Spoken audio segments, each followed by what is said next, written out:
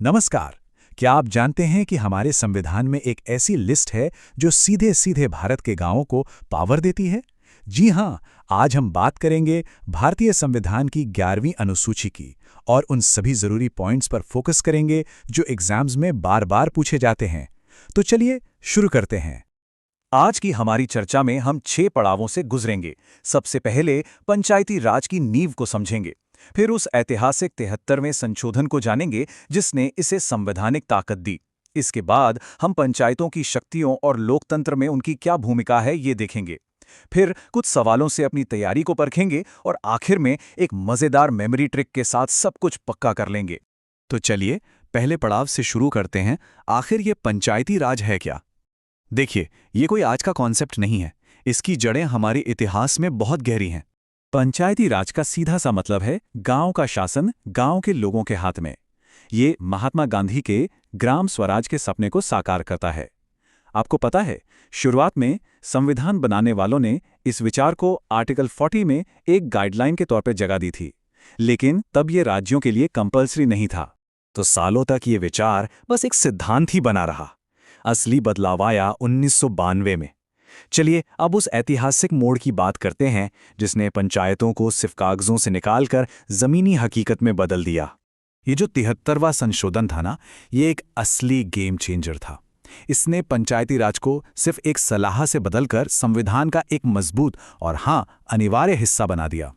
ये कानून 24 अप्रैल 1993 को लागू हुआ और ये तारीख इतनी इंपॉर्टेंट है कि हर साल इसी दिन हम राष्ट्रीय पंचायती राज दिवस मनाते हैं।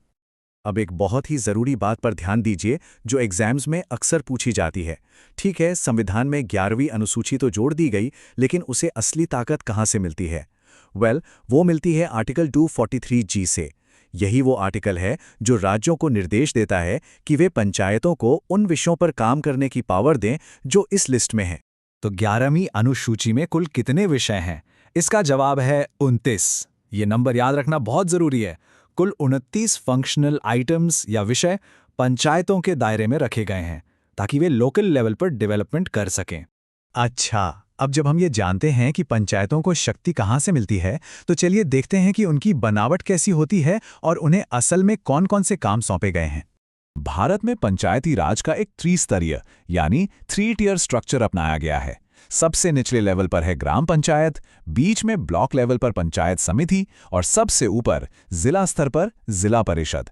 यहाँ एक जरूरी बात याद रखने वाली है, जिन राज्यों की आबादी 20 लाख से कम है वो चाहें तो बीच का लेवल यानी पंचायत समिति ना बनाएं। उन 29 विषयों में से कुछ सबसे जरूरी विषय ये रहे।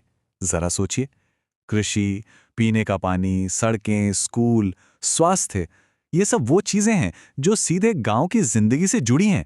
इससे पता चलता है कि पंचायतों की जिम्मेदारियां कितनी बड़ी और अहम हैं। पंचायती राज सिर्फ एक एडमिनिस्ट्रेटिव ढांचा नहीं है, इसके पीछे एक बहुत गहरी सोच है। सत्ता को लोगों तक पहुंचाना और समाज के हर वर्ग को इसमें शामिल करना। इस कानून की सबसे खूबसूरत बातों में से एक है सामाजिक न्याय। आर्टिकल 243D, इसे याद रखिएगा, ये पक्का करता है कि सत्ता में सबकी भागीदारी हो। इसके तहत SC, ST और महिलाओं के लिए सीटें रिजर्व करना कंपल्सरी है ताकि फैसले लेने की प्रक्रिया में उनकी आवाज भी बराबर शामिल हो। विकेंद्रीकरण या डिसेंट्रलाइजेशन का यही तो असली मतलब है। ये सिर्फ पावर को बांटना नहीं है, बल्कि शासन को लोगों के दरवाजे तक ले जाना है। इसका मकसद है कि लोग विकास के सिर्फ बेनिफिशियरी ना बने, बल्कि उसमें पार्टनर बने। सबसे जरूरी बात यह है कि लोग खुद तय करें कि उनके गांव को क्या चाहिए। ठीक है, तो अब तक हमने जो कुछ भी सीखा है उसे परखने का समय आ गया है। चलिए कुछ मल्टीपल चॉइस क्वेश्चंस को हल करते हैं जो अक्सर एग्जाम्स में दिख जाते हैं। तैयार हैं? आपका पहला सवाल स्क्रीन पर है। याद कीजिए, वो कौन सा ऐतिहासिक संशोधन था जिसने पंचायती राज को संवैधानिक दर्जा दिया? थोड़ा सोचिए। बिल्कुल सही जवाब है बी, 73वां संशोधन। यही वो संशोधन है जिसने पंचायती राज व्यवस्था की नींव रखी थी। चलिए अब अगला सवाल देखते हैं। ये एक और फैक्ट बेस्ड सवाल है। मैंने बताया था कि ये नंबर याद रखना बहुत जरूरी है। क्या आपको याद है? सही उत्तर है C, 29। ये 29 विषय पंचायतों को लोकल डेवलपमेंट के लिए एक बहुत बड़ा दायरा देते हैं। चलिए आखिरी सवाल देखते हैं। यह सामाजिक बराबरी से जुड़ा एक बहुत ही महत्वपूर्ण प्रावधान है। सोचकर जवाब दीजिए। और सही जवाब है सी, 1/3। आर्टिकल 243D के अनुसार ये मिनिमम रिजर्वेशन है। वैसे कई राज्यों ने तो इसे बढ़ाकर 50% भी कर दिया है, जो एक बहुत अच्छा कदम है। बहुत बढ़िया। अब एग्जाम से ठीक पहले के लिए एक क्विक रिवीजन कर लेते हैं ताकि सभी इंपॉर्टेंट फैक्ट्स आपकी उंगलियों पर रहें। तो चलिए फटाफट से सब कुछ रिवाइज करते हैं। ये रहे वो की पॉइंट्स जो बिल्कुल नहीं भूलने हैं। 73वां संशोधन, जिसने 11वीं अनुसूची जोड़ी। इसको ताकत मिली आर्टिकल 243G से। इसमें है कुल 29 विषय। स्ट्रक्चर है 3 टियर और रिजर्वेशन SC, ST और महिलाओं के लिए अनिवार्य हैं। ये इस पूरे टॉपिक का निचोड़ है। और अब एक आसान सी मेमोरी ट्रिक।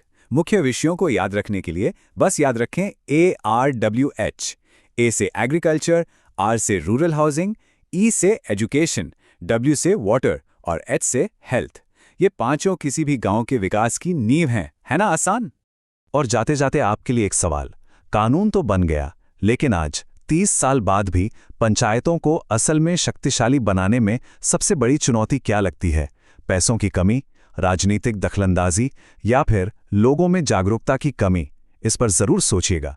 और अगले पार्ट के लिए चैनल को सब्सक्राइब करें और सारी PDF शेड्यूल्स की टेलीग्राम चैनल पे अपलोड हो रही है, तो टेलीग्राम चैनल को ज्वाइन कर लें।